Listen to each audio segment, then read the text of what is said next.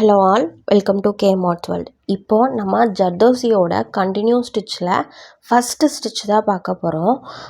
First stitch, இந்த ஸ்டிச்சை வந்து நீங்கள் அவுட்லைனாக யூஸ் பண்ணிக்கோங்க, ஓகேவா? இது வந்து மெத்தட் 1. ஃபஸ்ட்டு எடுத்த உடனேயே நீங்கள் பெரிய ஜர்தோசியிலே ட்ரை பண்ணிவிட்டு சின்ன ஜர்தோசிக்கு வாங்க. நான் எடுத்த உடனே சின்ன ஜர்தோசியில் போடுறேன். ஏன் அப்படின்னா அந்த சின்ன ஜர்தோசியில் நிறைய சொல்லி கொடுக்க வேண்டிய விஷயம் இருக்குது, ஓகேவா? ஜர்தோசி ஒர்க்கை பொறுத்த வரைக்கும் நீடில் 90 டிகிரியில் கண்டிப்பாக இருந்தே ஆகணும். இல்லை அப்படின்னா கண்டிப்பாக உங்களுக்கு ஸ்டிச் பண்ணுறதுக்கு வராது.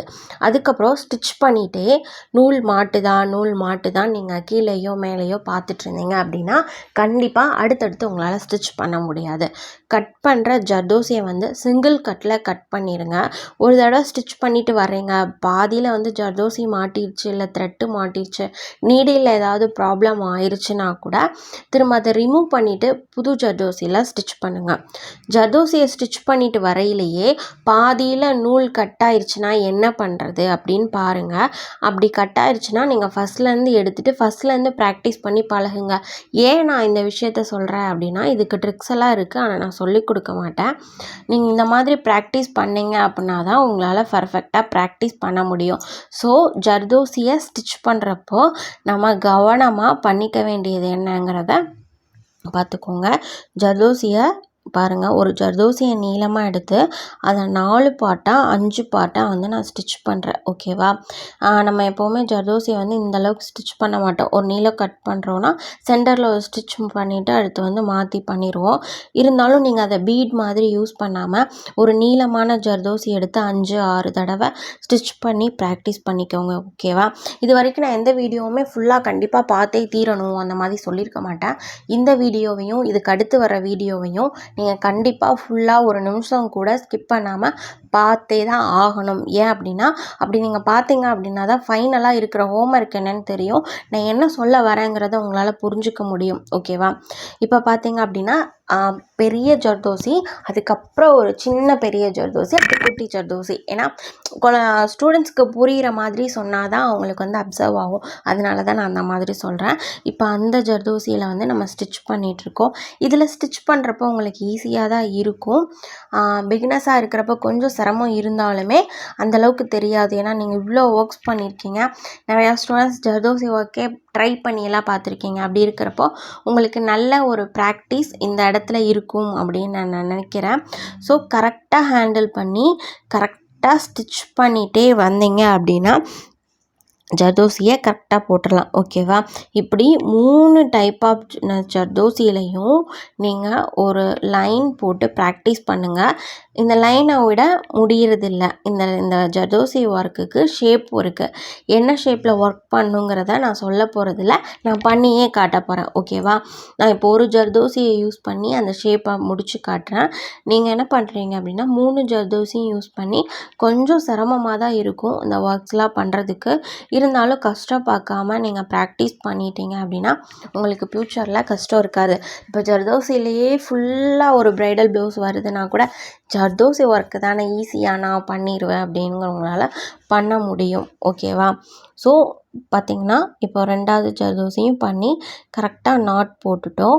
நான் திரும்ப சொல்கிறது, ஒரு தடவை ஜர்தோசியை ஸ்டிச் பண்ணி வரும்போது பாதியில் முடியுது அப்படின்னா கண்டிப்பாக அதை எதுவும் கோல்மாலாம் பண்ணாமல் எடுத்துகிட்டு ஃபஸ்ட்லேருந்து ஸ்டிச் பண்ணுங்கள். எப்போ நான் கரெக்டாக ஸ்டிச் பண்ணுறனோ அது வரைக்கும் நான் தப்பாச்சுன்னா எடுத்துகிட்டு தான் ஸ்டிச் பண்ணிகிட்டே இருப்பேன் அப்படிங்கிற ஒரு சபதத்தை எடுத்துகிட்டு அதோட ஸ்டிச் பண்ணிங்க அப்படின்னா கண்டிப்பாக பர்ஃபெக்டாக வந்துடும், ஓகேவா?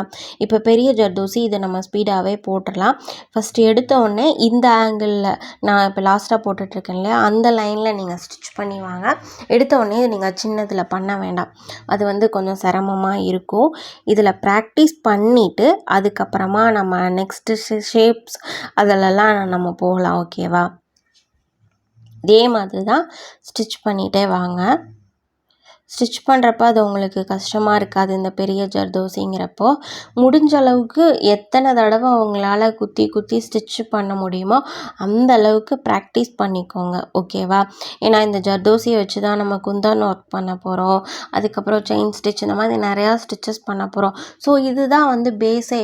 இப்போ ஒரு ஆரி ஒர்க்கில் செயின் ஸ்டிச் எந்த அளவுக்கு முக்கியமோ அந்த அளவுக்கு இதில் வந்து இந்த கண்டினியூஸ் ஸ்டிச் வந்து ரொம்ப முக்கியம். ஓகேவா? இப்போ 3 ஜர்தோசியும் போட்டாச்சு. இப்போ வந்து நான் இதை வந்து நம்ம வந்து ஷேப்பில் ப்ராக்டிஸ் பண்ண போகிறோம். திரும்பவும் ஷேப்பாக அப்படிலாம் நினைக்க வேண்டாம். கண்டிப்பாக ஷேப்பில் ப்ராக்டிஸ் பண்ண போகிறோம். 2 ஷேப் தான். ஒன்று பார்த்திங்கன்னா இந்த மாதிரி ரவுண்ட் ஷேப்பும், இன்னொன்று பார்த்திங்கன்னா இதே மாதிரி ஒரு ஸ்கொயர் போடுவோம், அந்த ஷேப் தான். இது ரெண்டுலேயும் நீங்கள் கண்டிப்பாக ப்ராக்டிஸ் பண்ணணும். ரவுண்ட் ஷேப்பில் ஸ்டிச் பண்ணும்போது உள்ளே இருந்து வெளியே ஸ்டிச் பண்ணிவிட்டு வாங்க. ஏன் அப்படின்னா பெரிய இடத்துல நம்ம ஈஸியாக ஸ்டிச் பண்ணிடுவோம். சின்ன இடத்துல ஸ்டிச் பண்ணுறது வந்து கஷ்டமாக இருக்கும். ஸோ சின்ன பிளேஸ்லேருந்து பெரிய பிளேஸ்க்கு ஸ்டிச் பண்ணிட்டு வந்தீங்க அப்படின்னா அது உங்களுக்கு வந்து கரெக்டான ஒரு எக்ஸ்பீரியன்ஸாக இருக்கும். நீங்கள் கரெக்டாக வந்து ஜர்தோசியை கட் பண்ணிக்கோங்க. அதை எப்படி கட் பண்ணணும், எப்படி ஹேண்டில் பண்ணுங்கிறத வந்து நேற்று கிளாஸ்லேயே நான் சொல்லிட்டேன். ஓகேவா?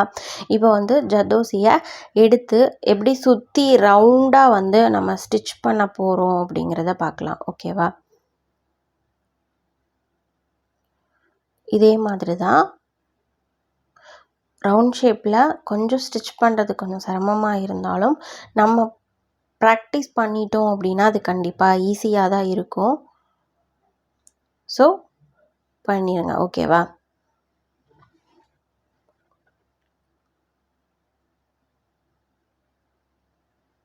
கரெக்டாக அந்த ரவுண்ட் ஷேப்பில் எப்படி வருதோ அதே மாதிரி ஸ்டிச் பண்ணுங்கள். ஸ்டிச் பண்ணிவிட்டு நீங்கள் அதை டச் பண்ணி பார்த்தாலே தெரியும் எந்த அளவுக்கு டைட்டாக வந்து நீங்கள் ஸ்டிச் பண்ணியிருக்கீங்க அப்படிங்கிறது.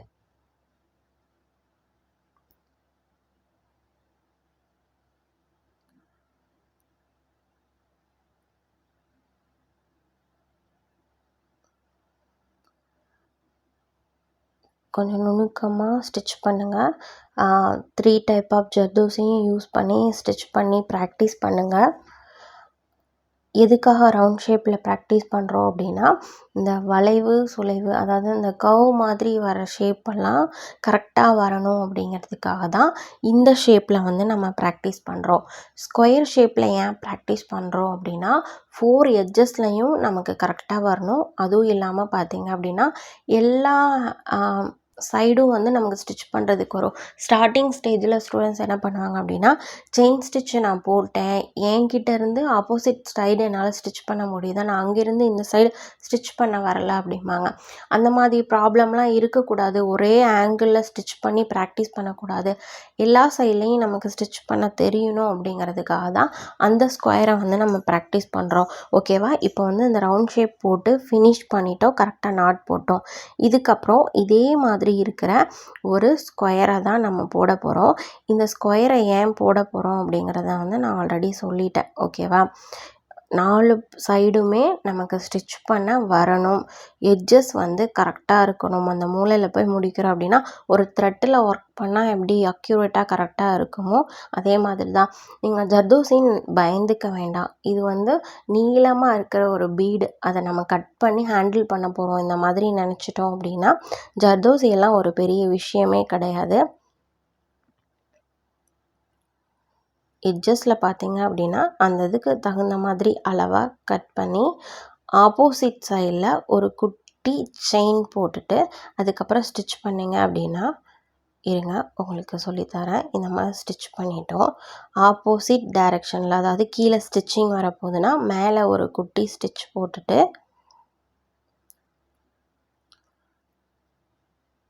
இப்போ பார்த்தீங்கன்னா எந்த சைடு போதோ அதுக்கு ஆப்போசிட்டாக ஒரு குட்டி ஸ்டிச் போட்டிருக்கேன்.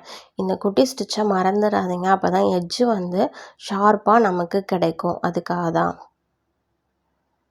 இப்போ மேலே போகிறதுனால கீழே பார்க்க ஆப்போசிட் சைடில் போட்டுட்டு திரும்பவும் ஸ்டிச் பண்ணுறோம்.